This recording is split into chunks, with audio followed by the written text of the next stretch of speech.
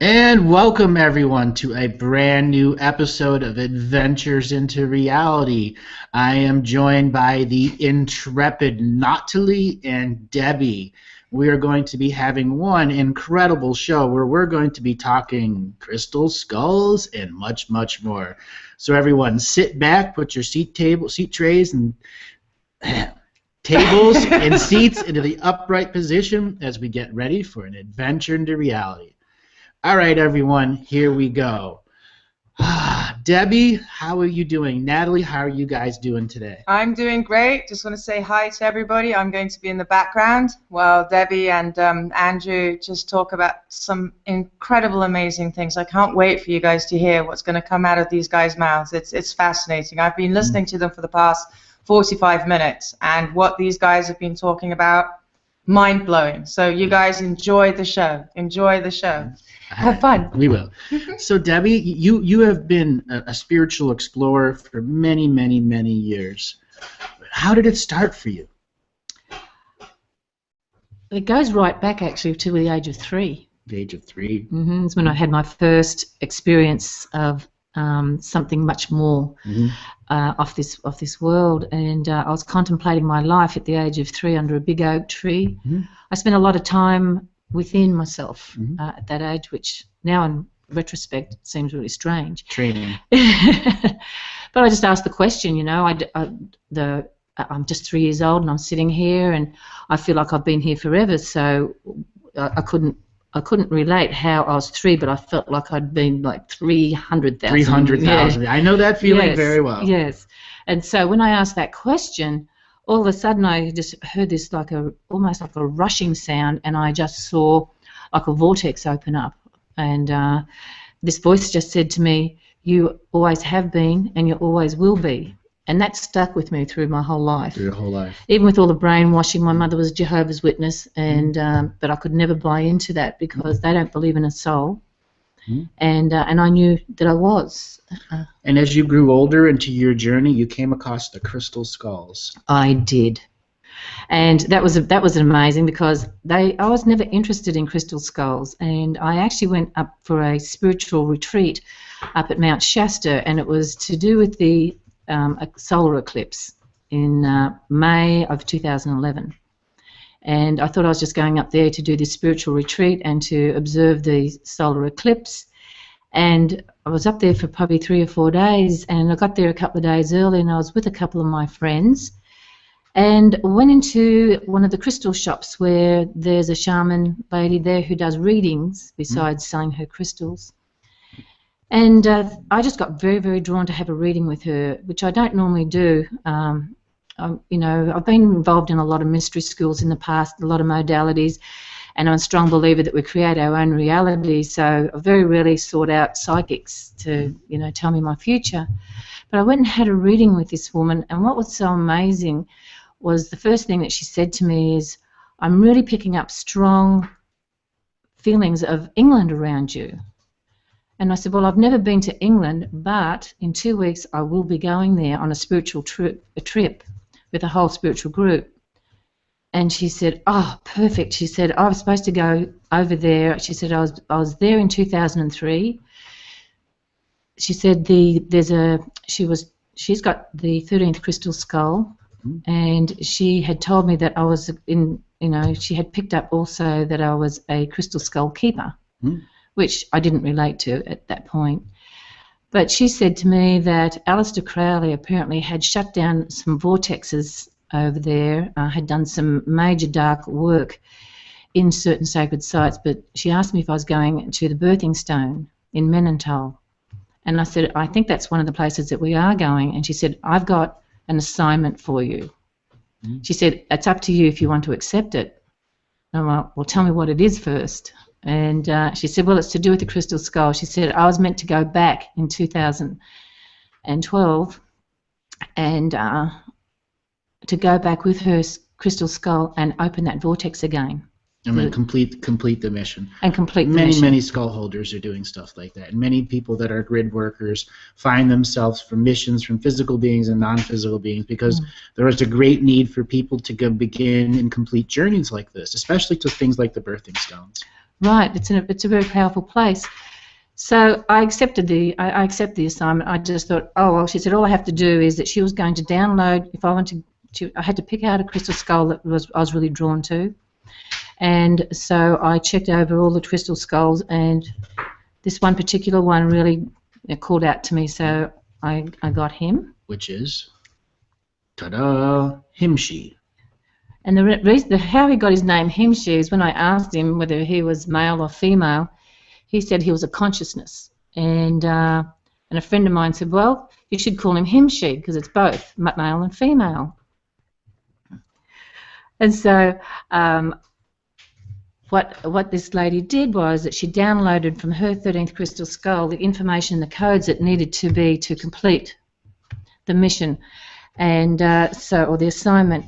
So anyway, I allowed her to download whatever was done, and on my journey over to England, I kept it quiet because I felt that this was a very sacred thing, and I didn't want anything to interfere with what was going to happen there. And so the day that we arrived at this place at Menentol, the birthing stone, which is a really interesting place, it's out in the middle of a field with sheep running around, in the back of a farm, out in the middle of nowhere. And our bus load there. And normally with this spiritual group, we'd been to a lot of Stonehenges. How big was the busload? Yes, there were 17 of us. Okay, so it was kind of an intimate group. Yes. Mm-hmm. And we'd been to all other sites prior to this. Mm-hmm. And normally when we went to a lot of these other sites, everybody would disperse because everybody is on their own journey. Yeah. And so that's what I expected to happen there, and I was just going to secretly put Himshi on the birthing stone and just let it be done. Yeah. So what happened when we walked in there, all of a sudden everybody just went into this quiet, sacred space.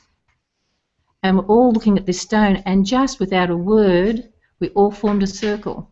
Instinctively. That is an example of the DNA memory interacting with the technology of that birthing stone, which is a spiritual technology. It affected everyone at the light body, and naturally they formed a geometric circle around it. So what could happen? Offerings. Right. So I put Himshi up on, very quietly put it there, and everybody saw me putting a crystal up on top. So everybody raced over and put all their crystals all around the side of it as well. And then everybody just started chanting. And there's one particular person, Albert, who is, I find, he's spiritually balanced with male and female. He's very into his heart space. And he said, I want to be the first person to go through. And I don't think anybody had planned to go through the birthing stone.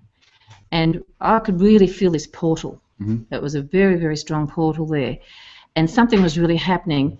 And so everybody started chanting, and he was the first one to go through. And just automatic, without a word, everybody just started taking their turn going through. And as they were going through, you could see major changes happening, and people coming out crying, some were smiling.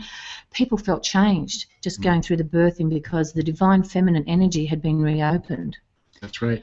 And when a man or a woman goes through that birthing stone, it looks at other lifetimes where they were deeply imbalanced as a male and female, or deeply imbalanced in male or female karma, and it tries to bring immediate resolve to the DNA.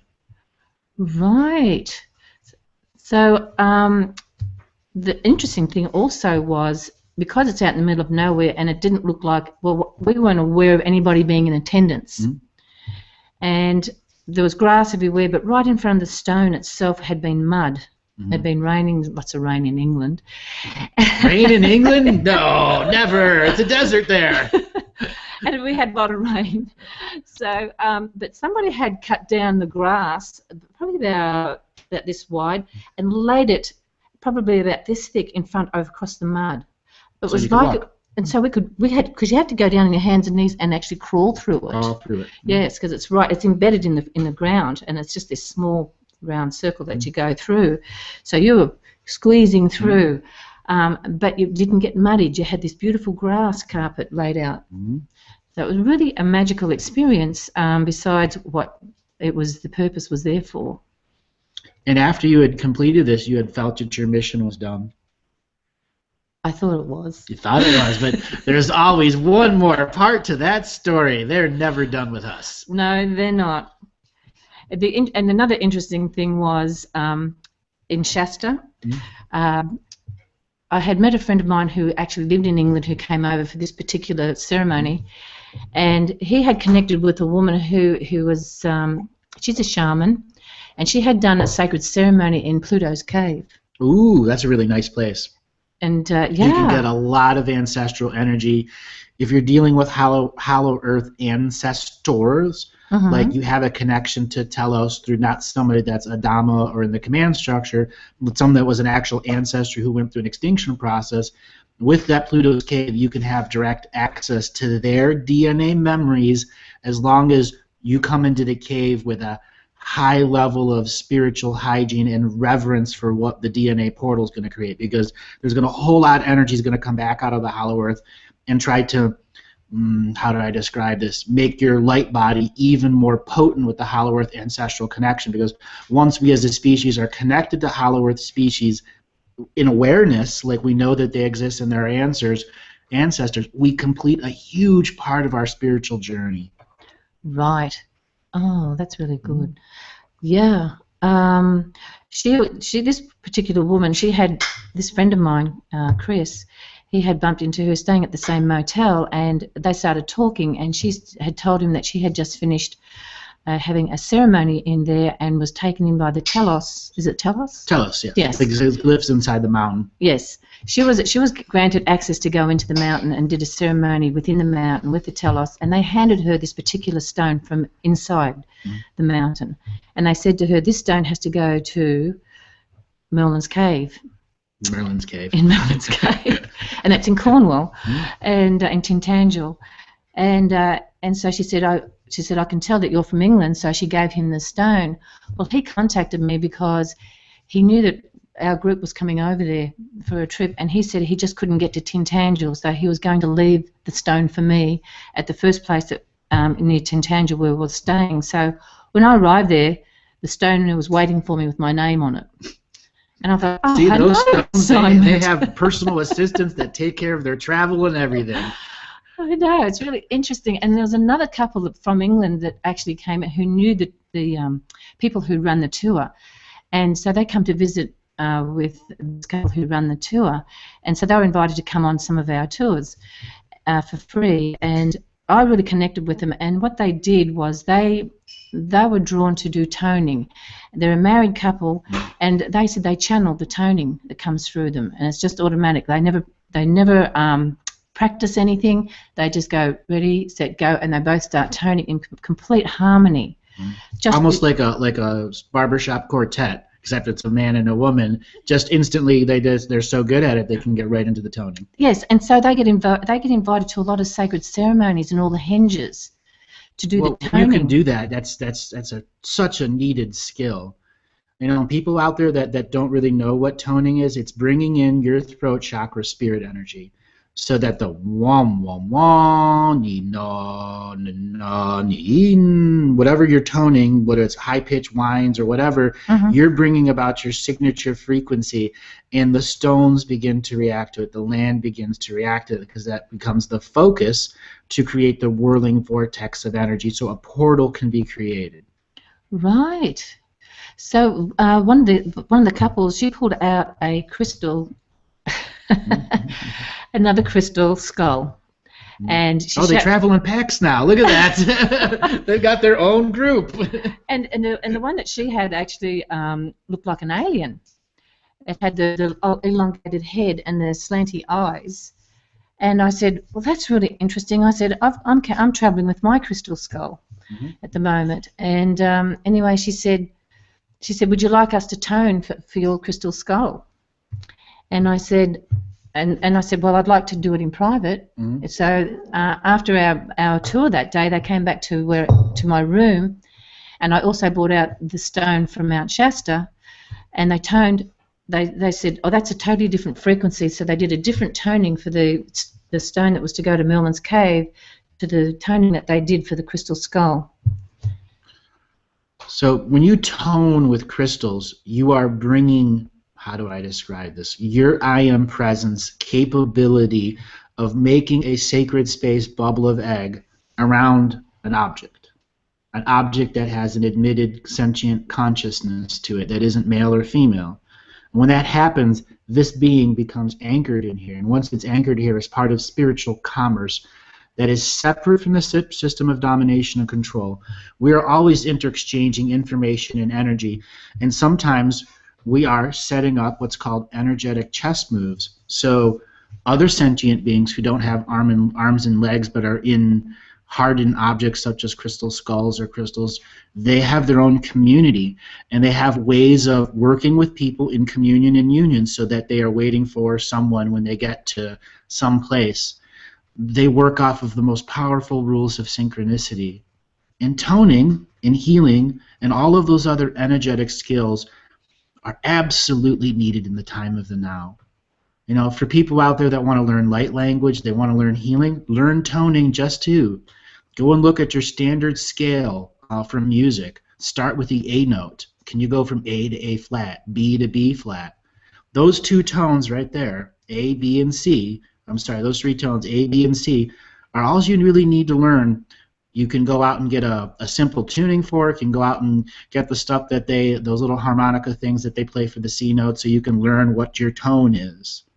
And then understand that once you create toning, there's a number system behind every tone. And just allow your mind to experience the number of each equation. Just like when you look in numerology and you take 1942 and you add it together to get the master number that's there. Toning has many, many ways of processing energy. When you're able to create a tone, there is mathematical energy in this reality. And that mathematical energy has your vibratory frequency behind it and your signature frequency behind it. When that vibratory signature frequency is in co-creation, like the couple that is creating the toning, you can do very, very powerful things with this I am presence. Right. I felt it was very powerful. Merlin's Cave. What can you elaborate on that story? Because you did the preparation for Merlin's Cave. The crowd really they're like, what, Merlin's Cave? Yeah, Would you like to the eyebrow of the crowd has gone up. It's amazing. Please tell us about Merlin's Cave. Okay, so Merlin's Cave is not accessible when the tide's in, and it's right like there's a castle called Camelot Castle right at the very top of the cliffs, and it reminded me of Wuthering Heights actually. So haunted, that place. It was horribly haunted. Gee, something called Merlin's Cave that's haunted? Oh my God. Well, Merlin's Cave wasn't, but that castle definitely was. And to get down to Merlin's Cave, you had to go down this very narrow pathway down this cliff, and it was very high up. And but you know, I said to James, of course, you know, we're on a mission, so we have to go. Like the Blues Brothers. Yeah, we're on a mission from God. So I need to go down and really experience this Merlin's Cave. And anyway, so the tide happened to be out this one particular day that James and I decided to trek down there. I have a real fear of heights, and he's my rock. And he is so supportive, and he's very spiritually connected. And so he helped me to get down this cliff all the way down to the beach. And when the tide's out, Merlin's Cave, there's this whole cave on a point, like it's like a cove, and you look into Merlin's Cave, and it's just full of crystal. And with the water, because it's still wet when the tide went out, it's just sparkling. And so I went and sat in there. I just wanted to absorb the energies. I had some amazing, amazing frequencies, downloads. It was just beautiful. And then there's another little cave right beside it, which I felt even more powerful. I have never been given a name for it, but it's got the pink quartzy type feel to it, rose quartz, and it had like a real heart energy. So it was really interesting to see the male and the female energies next to each other. Yeah. So it must be holding a special place, and this is all tied in with, you've got the Camelot Castle, you've got Merlin's Cave, myth, all that myth there, and then you've got King Arthur's castle in ruins just nearby. So it was a really powerful experience just to go there. So I encourage people to go experience it for themselves. How hard would you say the hike was? It wasn't really that hard. Wasn't that hard? No. Okay. It was just high. It's just high. Just high. and you know, and the path was probably about this wide, but it switches like, switches back and forth. forth. Yeah. Switches. Yeah. You know, and if you've got a really good, strong husband, or a male partner to hang on to if you've got fear of heights. Exactly. If you go down, he's going down with you, or he's saving you. Yeah, he's going to save me, you know. And it's really interesting because my star sign's the goat. You know, I should have steady feet on these cliffs, but, you know. Anyway. And it is the year of the goat this year. Is it? Yes. Oh. The year, exactly, 19th of February, the new Chinese New Year. So let's talk a little bit more about crystal skulls. Mm-hmm. So as you've began learning and experiencing and sharing life, what have you learned about Himshi and the crystal skull? Do you know, I find that Himshi does send me messages, and they're really appropriately on time, especially when I'm doing my past life work. He's your silent sentinel. He's my silent sentinel. And speaking sentinel, too. And people don't even notice him. I never mention him. He just holds space as well when I'm doing that. But also, he's also been downloaded with Max. Mm-hmm. Max the Crystal Skull. Max the Crystal Skull. Very, very connected to it. Have been for a really long time. It's unusual when you're able to have communication to a sentience like that that's connected into tens of thousands of other crystals that it's downloaded. Really amazing technology. There's another friend of mine who lives up in Mount Shasta who sells crystals privately from her home, and she has this beautiful crystal skull, and she calls him Starman because he's got like a star. I know Starman. Oh, do you? Okay, so when I put those together, I couldn't separate We've traveled in the same circles through 1 degree of separation, Debbie, and it wasn't until we came to Yelm that we met. Through Natalie. Oh, okay.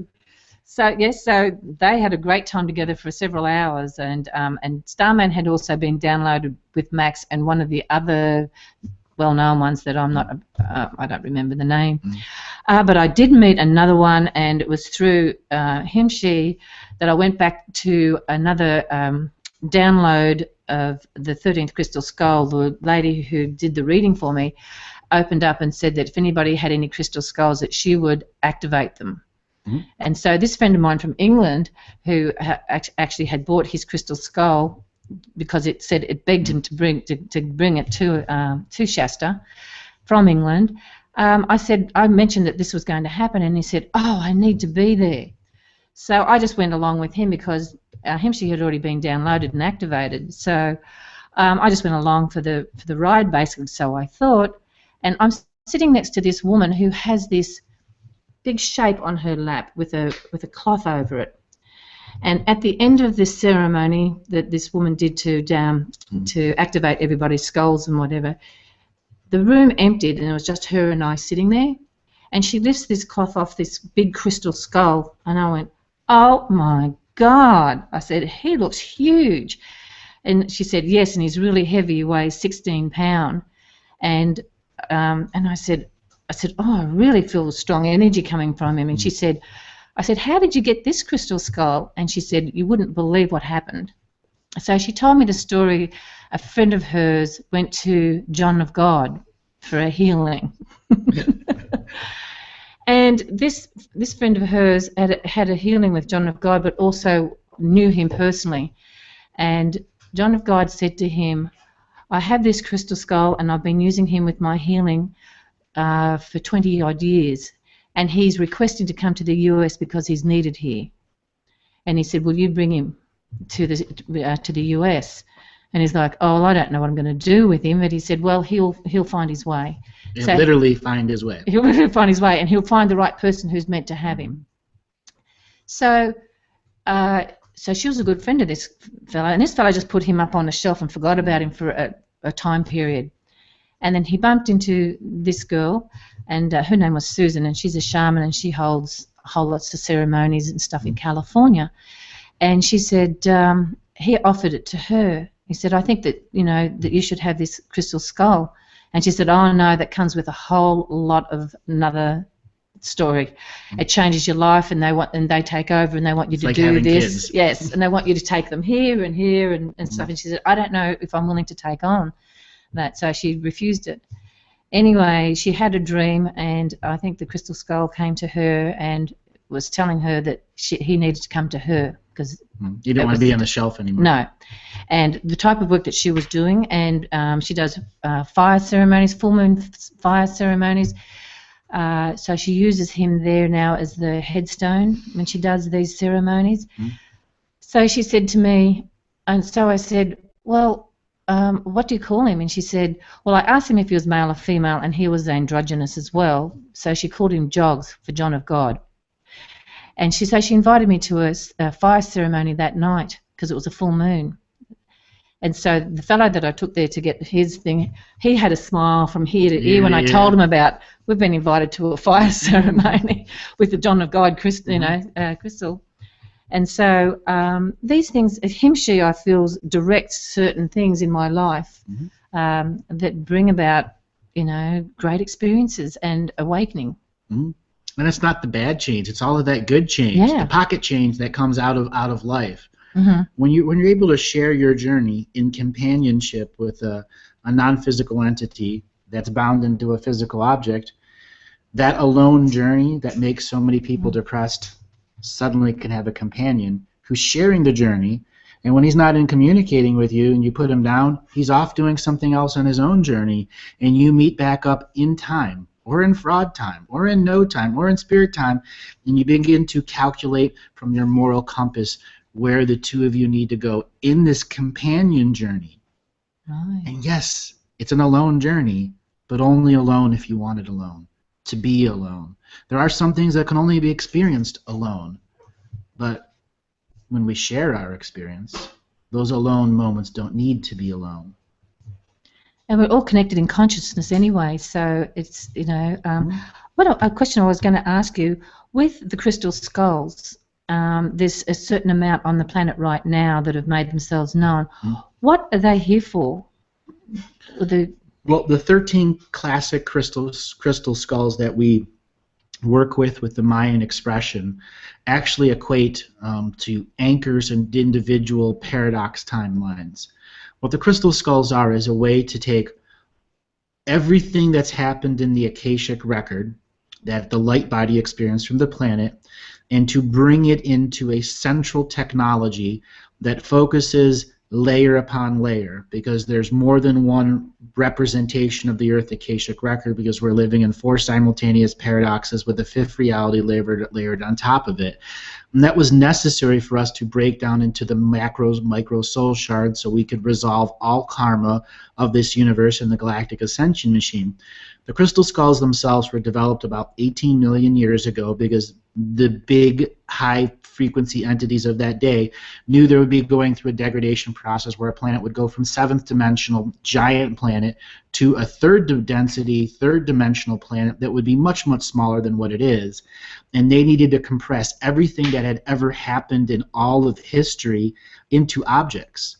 And they needed people to volunteer to, let's say, give up their physical body and then become consciousness explorers.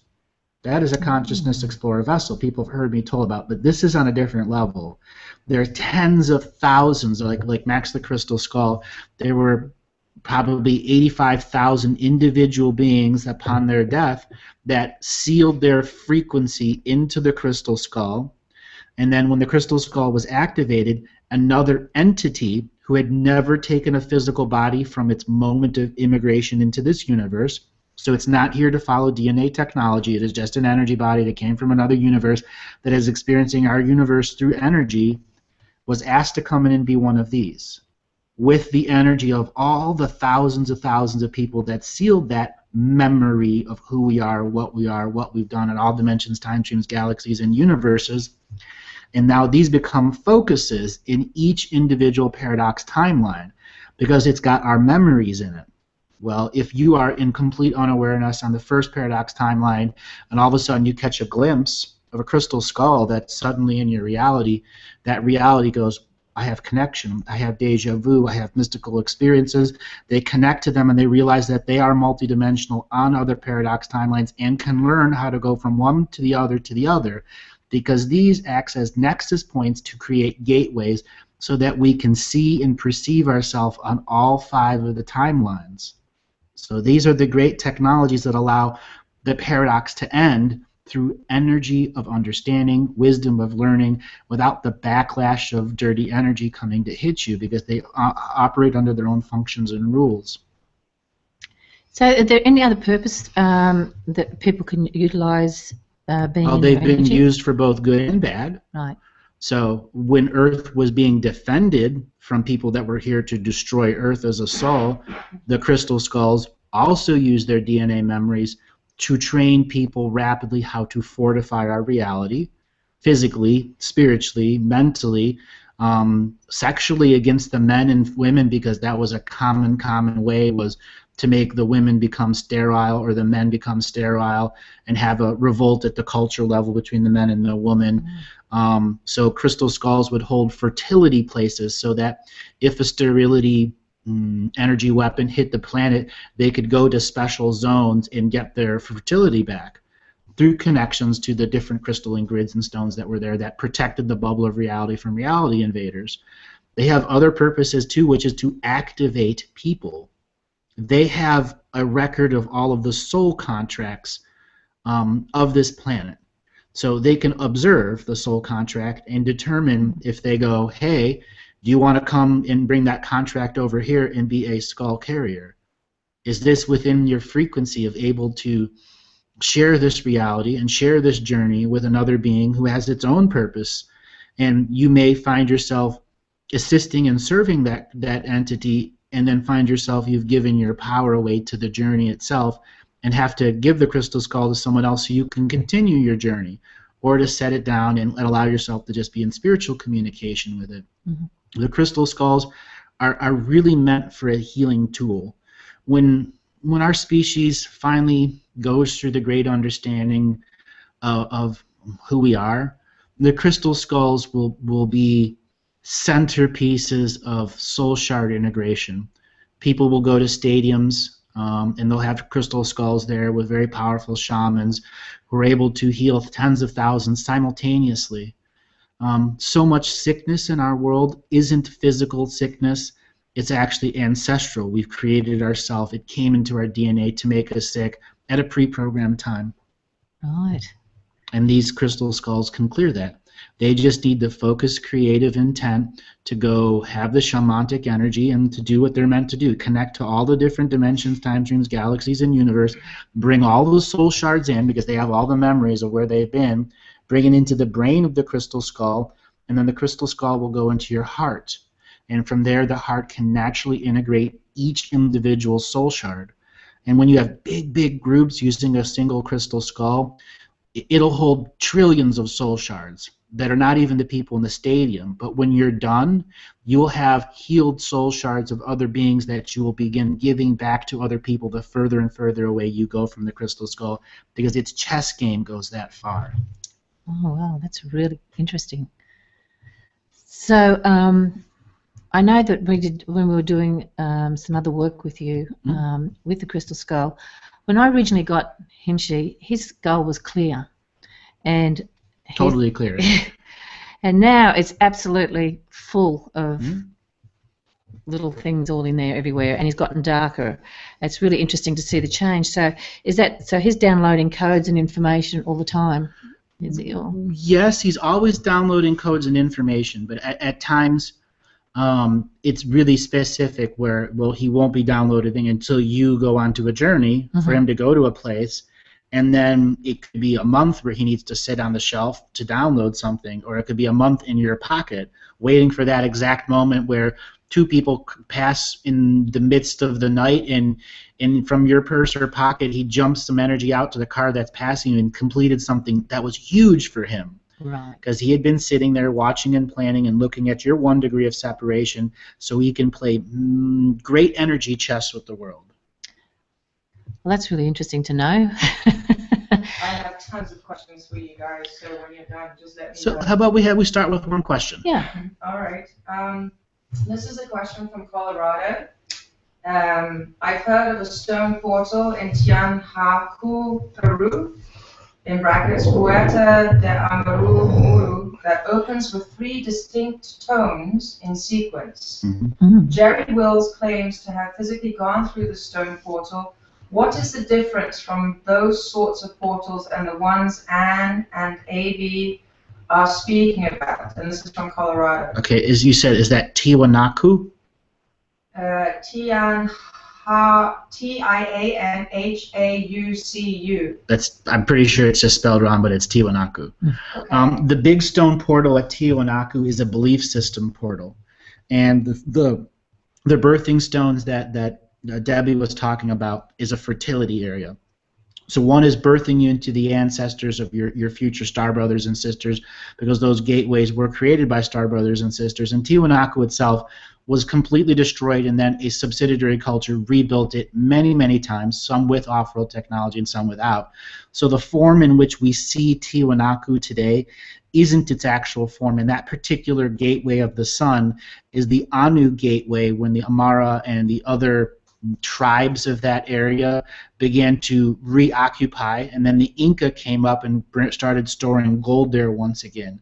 And as the gold began to store there, the technology of spirit that was behind that area, and just a few miles south is Pumapunku, it activated, how do I describe this, a special nexus point there. And that special nexus point reactivated that gateway that we see at Tiwanaku, and that's a gateway to the sun, because that's the belief system of what Tiwanaku is. It is where the sun god Anu came down with Antu, his wife, and created the Inca kind from creation. So that is what Tiwanaku represents. So it is the sun portal to the sun god, where the other one is a fertility portal created by those of the northern region in England for that specific purpose, to either have a person who needed a spiritual rebirth, or a child that, how do I describe it, wasn't the right frequency for the parents, that a different DNA memory had came through and they were aware of immortality, and they'd put the child through a ritual and a birthing stone and come out the other side, and the right ion presence from the time would be there. Totally different purposes of the two particular systems. Okay, then I'm coming closer so that the audience can hear the question. And this was a question that was posed very early on, and a lot of people would really like to know this.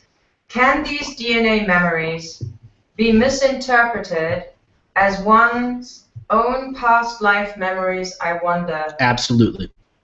And that is one of the biggest things all people in our reality are going to have to go through.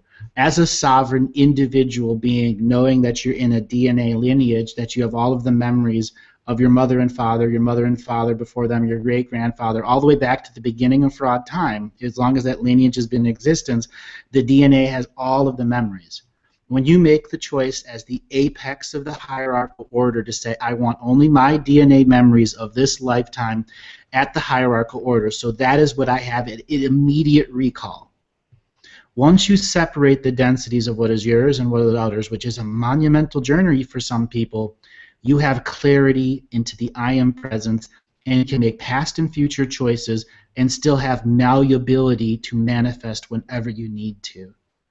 So yes, DNA memories are other people's, and Debbie, I know you've encountered people that sometimes the entities that are attached to them are using the entity's memories from hundreds of years ago to influence that person to think that that's who they are. It's exactly, and when I'm going through the releasing of it, the people that who are experiencing that can actually feel a release and feel the entity leave. Release, yeah, it's huge. So the next question, that's a really good one. From guest Lee, does Himshi download only from Debbie or from everyone that touches the skull? I've heard that if you had a special skull, no one else was to touch it. No, that's how do I describe that? Superstition. When you make a choice to have a companion-focused crystalline object like this that has a sentience and is part of your belief system, it tells you when it wants to be picked up or not. It clearly does. And there are times that it wants to be moved around and passed around to the room. And it's not because it's uploading or downloading or overly scanning you. It's like a handshake. It's greeting. And how do they download? It makes a personal choice. It's already in the energy chess game. So when it gets to an area, it thanks you and gives you a tremendous amount of energy for completing the journey. And then its energy is replenished to the infinite level once again. I haven't had that experience with him, she refusing a person, but then I don't bring him out a lot in big crowds. But I have been, where I have been with my friend who had Starman, he definitely didn't want to be touched at a certain time when I went in there. And then about an hour later, she said, my friend said to me, Starman's ready for you to hold him now. And You I need thought, to calibrate too. yes. So I just went, oh, okay. He was heavy. And so it really depends on the time and the individual and what's going on. And who's protecting that Yes. stuff. Yeah. All right. Do crystal skulls have their own protection, or if a crystal skull was put in the middle of a grid city, would it become polluted? No. Okay. Some of the smaller ones might become polluted if they're not connected into a bigger one. I have made this suggestion to a number of the bigger crystal skull holders that they can easily begin to express the shaman of the concrete jungle by finding a pretty tall building and bringing something like Starman, like Max the Crystal Skull, and being at like a 25th floor on top of a building and begin to do ceremony there with that crystal skull. It would be a massive change for the psychic pollution just in that building. And then the amount of psychic pollution that exists, that building could become very special. Very, very special. And I encourage people, if you have a crystal skull, one of the big ones, one of the originals, or even some of the second, third, and fifth generation ones, highly consider going to an apartment building and begin doing your ceremonial place, even if you don't live in that apartment. It's something that just is going to happen. There are going to be apartments in the future that have their top 3 floors are solid crystal. When you live one person on top of another, you're sharing dream space. And when you put the crystal at the peak there, you no longer need to share that dream space. You can still share community and unity, but your dream space is your own individual. Let's say you've got 6,000 people that live in that apartment building, and at the very top of that apartment is a crystal skull like Starman, who's doing 1 degree of separation, or a crystal skull like Max. He's connected to that city. He's doing his work at the highest level. And they may only want to be there for a few weeks before they go and take a vacation and come back. Okay, so which galactic, and there are two questions that are basically kind of the same. So I'll ask both questions so they're both covered. Which galactic civilizations are the primary crystal skull keepers and holders? And then Jeremy M. also posed the same question. What galactic civilizations take most responsibility for the crystal skull community? So both of them are very similar. Can you expand on that? I have a little bit of a shocker for you. There are very few other off-world galactic species that have crystal skulls. The few that have been taken off of this paradox and have chosen to live with some others made that choice. Now, that culture has tried to create other crystal skulls, but they are nowhere near what is here on Earth.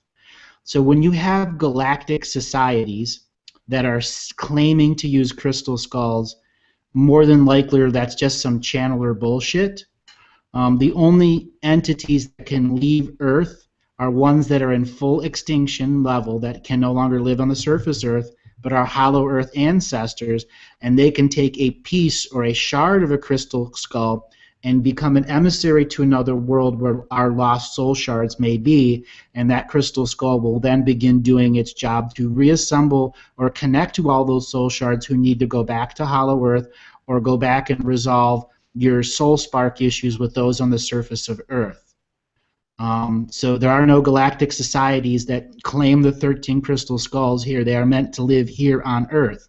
And like I said, there's only a handful that have gone off Earth. Most have come back. There's 2 that are off-world, one in the Pleiadian and Arcturian homeworlds, and they won't stay there that long. As we go through our own reawakening, they will return here.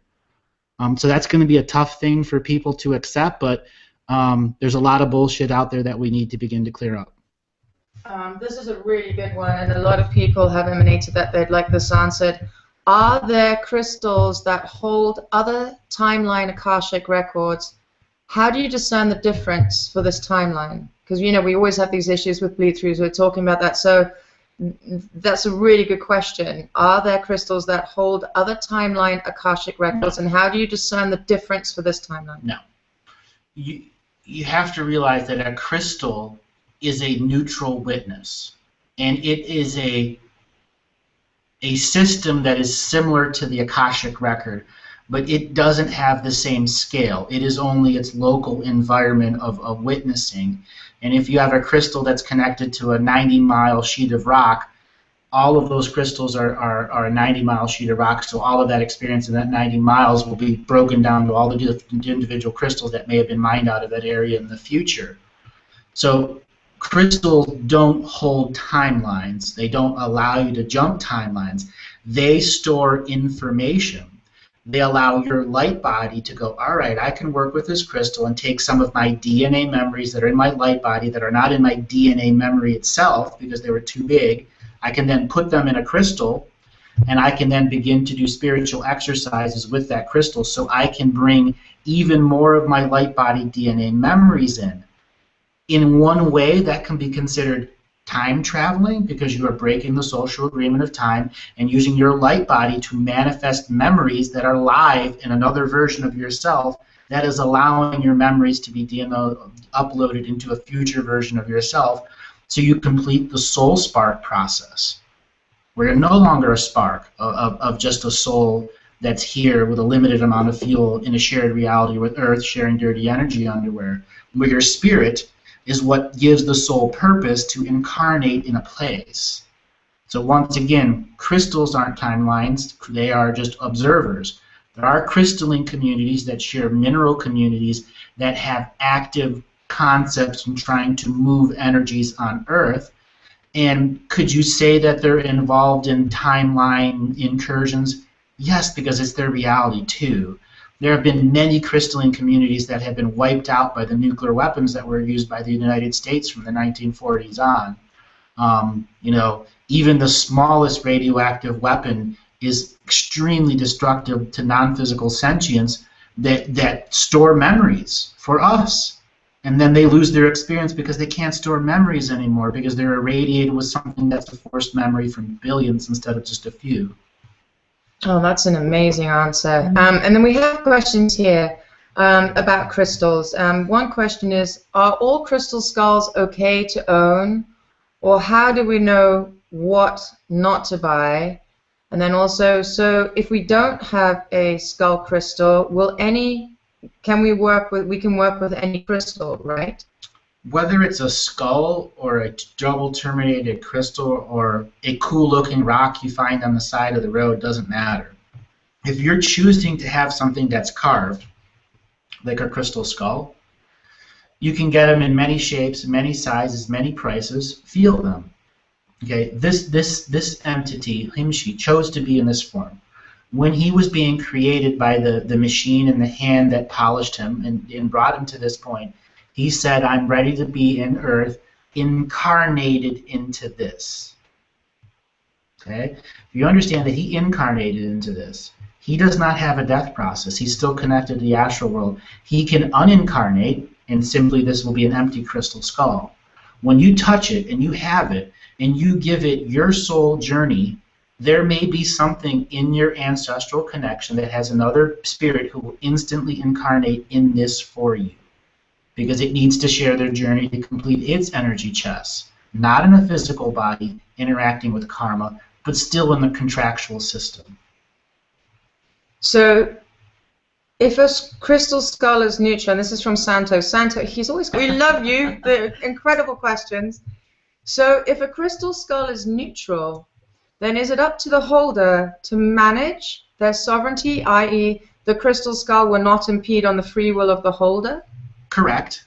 But there are times that you connect to a crystal skull that is a mimic duplicate of itself in another realm that has a bunch of dirty people behind it, and it is trying to bleed off that dirty energy, and it may give you a mission to hold a smaller crystal skull and take it to a place and then put it down there, and then it will take care of that dirty energy on another side and drive it into the ground and repurify it. So when you're on missions from crystal skulls, are they dangerous? No, The crystal skull is there to protect you at all times. If something really is going to influence it, it has to be at the really, really high level.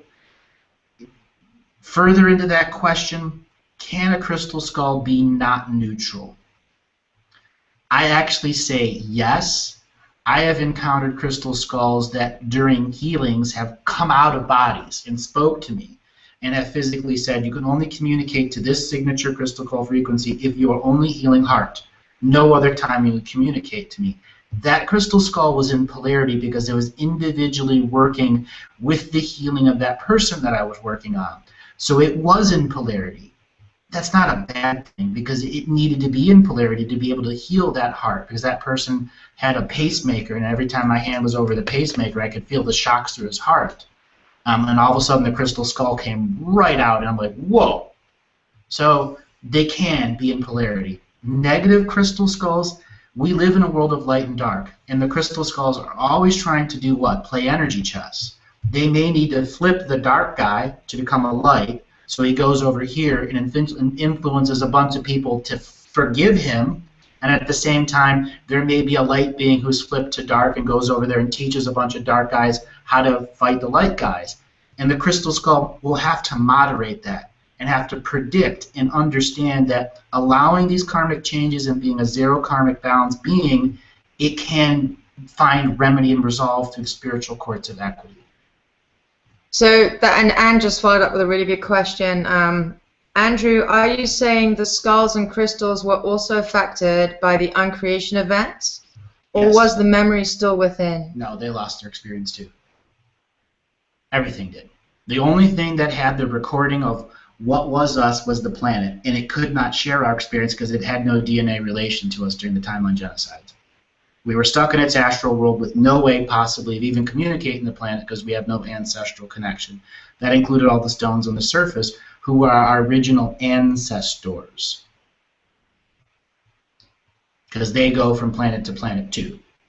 This is also a good one. Are there any crystal skulls that actually have a body? Thinking of Indiana Jones and the crystal skulls, and they showed that imagery of a crystal skull that had a crystal body, yes, there is two. I am hesitant to speak about them because of how difficult they are to talk. I've described biomechanical suits that are the grays. There are other types of suits that are not bio. They are crystalline suits that have looked at the idea of what a crystal skull was, and there are people that try to create technology that could mount a crystal skull and make it mobile on its own. But when the crystal skulls were originally created, they broke that. They didn't put the spinal column into there. So those original 13 crystal skulls won't self-animate on those crystals, on those crystalline bodies. There are other species who have mimicked crystal skulls that have not been able to get to the full level of understanding of what they are.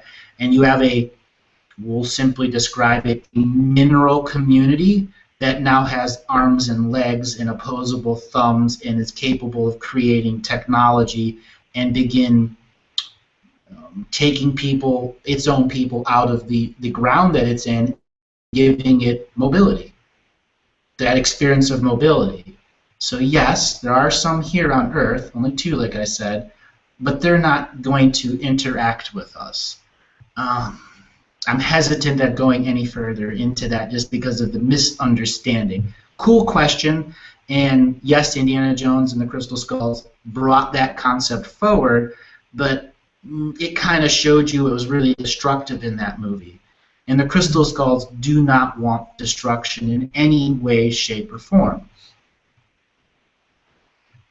They say Andara crystals also carry energy from other dimensions, which are here to help. Is that true? All crystals carry energy from other dimensions, even if it's a piece of gravel or limestone deep under the ground. As an Andara stone, every stone has its special frequency and its special purpose, just like each human being has its special frequency and purpose. But to give one general statement that its purpose is to bring other dimensional energy in, no. Any stone can do that.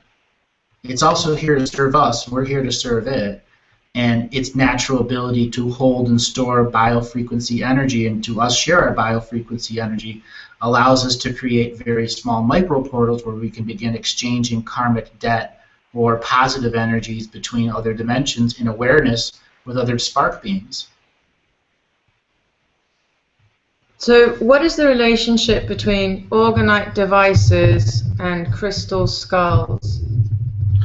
Orgonite is hundreds and hundreds of little crystals that are put into a resin, and a crystal skull is a solid piece of crystal that has been carved by hand or by machine until it is in a resonant form that looks like a skull. Whereas resin isn't natural. I use beeswax, as people have seen many, many times.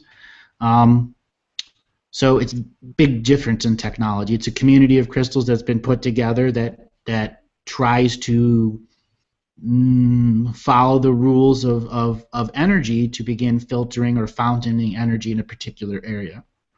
It's more human-impressed concept. It's creating the psychic technology, the quantum machine, which it would be resin with suspending crystals. Is this a quantum machine? Absolutely, it's a quantum machine. Everything, all of them are quantum machines when you're assembling them like that. So how would you use a crystal skull to help you in the dream time, i.e. by putting it by your bedside? Also, what are good dream time crystals? I would not generally sleep with the crystal skull by your bed. Because you need your own dream time. If you need to be protected and overseen, you ask it. It also needs its dream time. Now, what crystals help you with dreaming? Any crystal can help you with dreaming. It's where you put it on your body.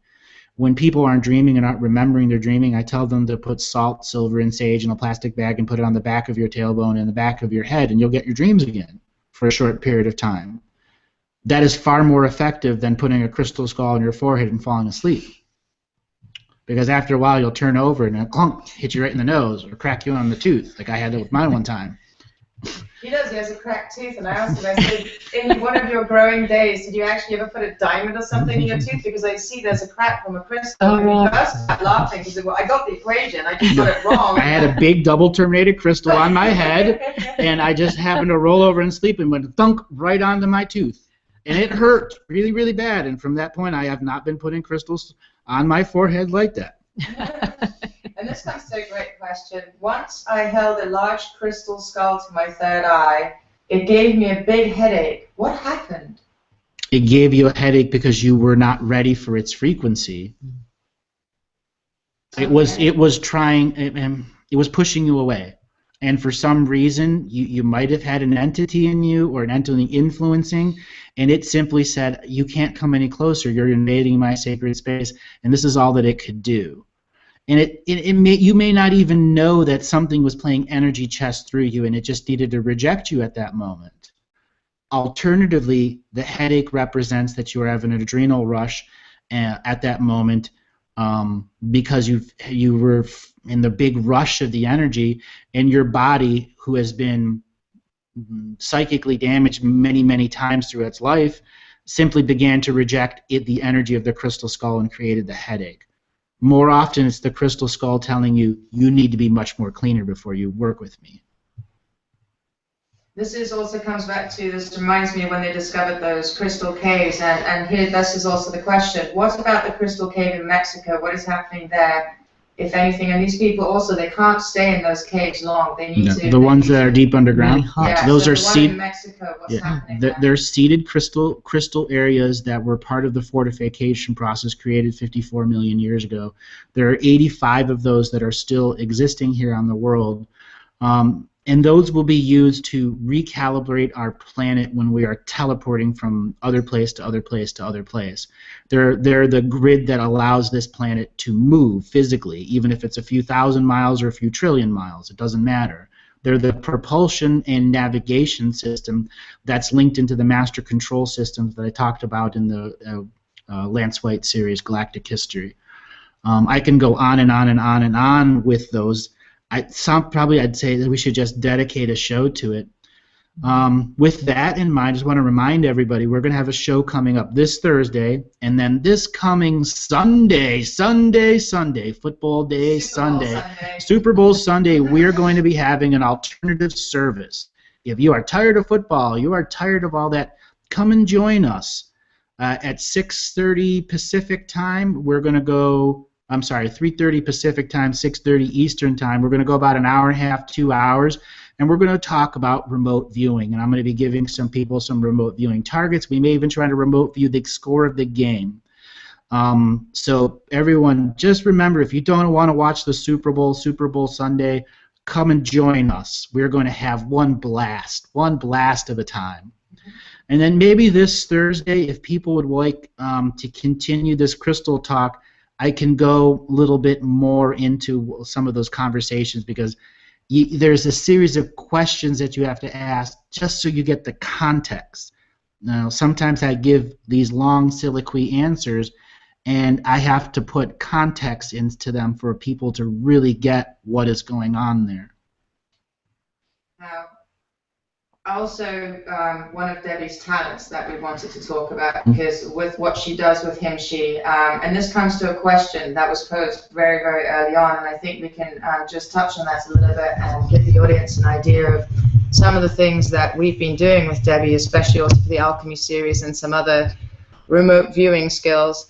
And the question is there a relationship between large vortexes and portals? Yes. There we go. I knew you'd like this. Look at that smile. Yeah. What do you think a vortex is?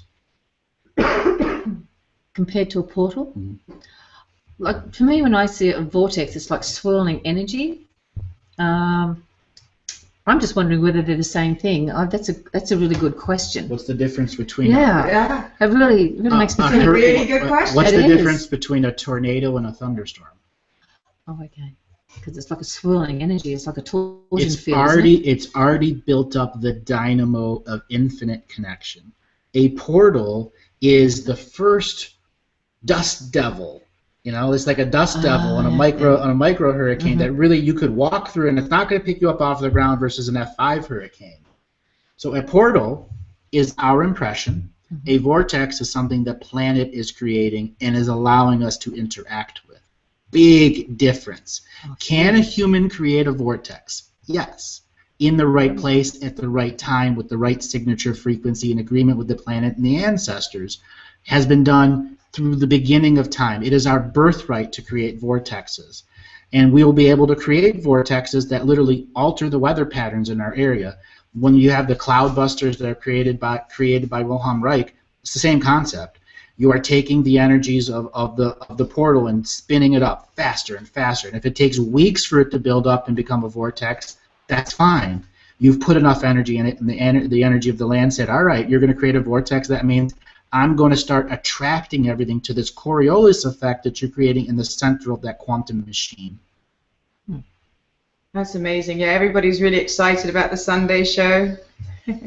They're going to remote view their TV remote. There you go. Yeah, where is it? And also we've got some footage of Debbie creating a vortex. Yes, we do. Okay, and we've got that on film. So the Alchemy series is going to be packed with some really, really special things, and that's why we wanted the audience to get to meet Debbie finally, because she's done so much work with us in the background. It was time that we got to share her with the audience, so the audience can also benefit from her great gifts. So on another note here, a very, very close friend of Natalie, myself, and Debbie got into a car accident this morning. My PA Tanacha, that's his mother. And Adriana, who also works, that's her mother-in-law. Yeah. And this is the same lady that if you look on my videos, the Trail of Tears, she's the lady that I read at one of my events. A very, very beautiful woman. She was in a car accident this morning. And her wheels got torn off the car, but she's out of the hospital now. I'd like everybody to just focus and send some wonderful love and healing energy to her. I'm just going to kind of talk out loud and guide some energies. To the dear Anita, who has been so wonderful to all of us here. We bring to you our heart space, our joy, our love, so at this time of healing you can reduce the swelling, reduce the stress, find your heart space and smile. We love you from the highest parts and the lowest parts of our spirit, through all dimensions, time streams, galaxies, and universe. We bring to you this smile of joy, love, peace, and wisdom. Let go of the fear, envy, resentment of whatever is going on, for this is the synchronistic moment where we acknowledge you as the beautiful being that you are. Take this healing energy, go deep into your dreams, have that mystical experience that you've been wanting, see the world the way it really is, because you are a beautiful, beautiful spirit, and we love you from the bottoms of our hearts. And I also want to share something on that, is that when the police officer came to her car and said, "Ma'am, are you all right?" the first thing she asked is, "How is the other lady? Is she okay?" And she was the one, Anita was the one who actually got run off the road by this lady. But her concern was first for this lady. This is giving you an idea how beautiful this soul is. Well, everyone, this has been a really, really good show. Thank you, everyone, for jumping into this chat room. So pretty much every Tuesday, for everyone that's in the European time zone, we are going to dedicate this time to you so you can have your Q&A. This will be lasting probably 3 shows a week until mid or late March, where the format's going to change a little bit. We've told people about our green screen studio. Hopefully it shall be up shortly. But until it's up, we'll be continue broadcasting from Google Hangouts. But we're going to take you on a video tour once it's done, and we're going to show you some really, really fun things that we're going to be doing with the studio. That'd be great. Well, thank you, Andrew, too. It was wonderful just hanging out with you guys, and it's lovely to get to meet everybody. All right, everyone, take it easy, and we'll see you this Thursday at 5 p.m. Pacific for the new show, and then this coming Sunday, Super Bowl Sunday, Remote View Sunday. All right, everyone, take it easy. Bye-bye. Bye.